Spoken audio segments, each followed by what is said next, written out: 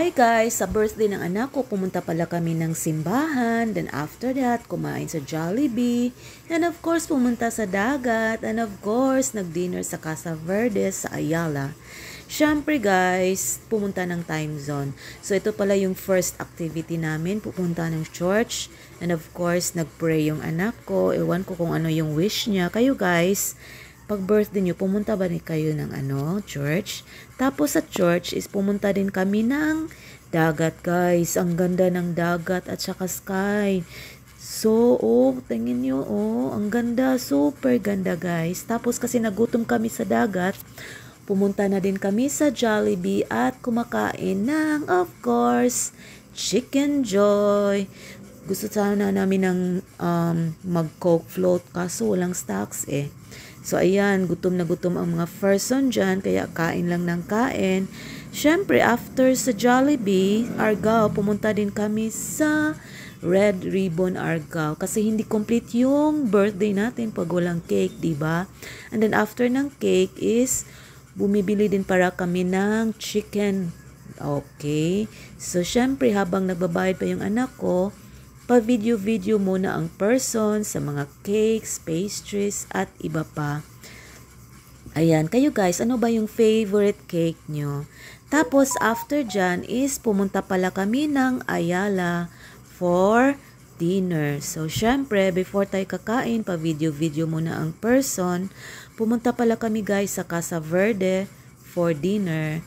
Syempre, yung ino-order namin is yung all-time favorite ko ever since before, yung ang ribs at saka what else yung na-order namin. Yan guys, sarap na sarap siya dyan. Diba? Ang sarap ng ribs. And then nag-order din kami ng calamares at saka chocolate. What do you call that one? Chocolate. Ano nga ba yan guys? Chocolate cake, I guess. So guys, ayan, ang sarap ng pagkain. Kayo guys, ano ba yung favorite food nyo sa Casa Verde? By the way guys, dito pala kami kumakain sa Casa Verde, Ayala. Ayan, yun yung calamares at saka yung ribs. Diba, ang sarap guys. Then after namin kumain dito, syempre, pumunta kami sa time zone. Diba, for the time zone ang person. Syempre, before kami pumunta sa time zone is, of course, nag-video ulit dito sa labas ng Casa Verde. Ayan, enjoy na enjoy ang person. Nagbabasketball mag-isa. Pwede pala yun. Of course, pwede yan guys sa time zone, diba?